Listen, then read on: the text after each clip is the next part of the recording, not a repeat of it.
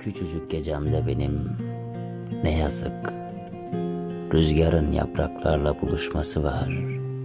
Küçücük gecemde benim yıkım korkusu var.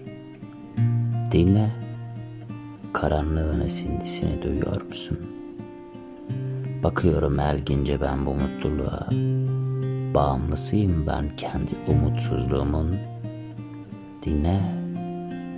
Karanlığın esintisini duyuyor musun?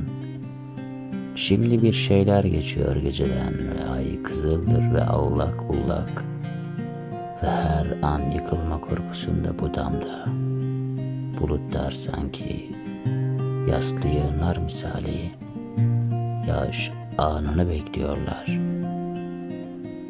Bir an ve sonrasında hiç. Bu pencerenin arkasında gece titremedi ve yeryüzü giderek durmadı. Bu pencerenin arkasında bir bilinmez seni ve beni merak ediyor.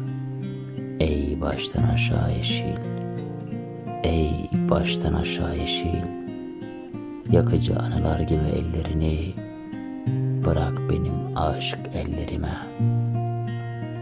ve dudaklarını, varlığın sıcak duygusunu benim sevdalı dudaklarımın okşayışına bırak.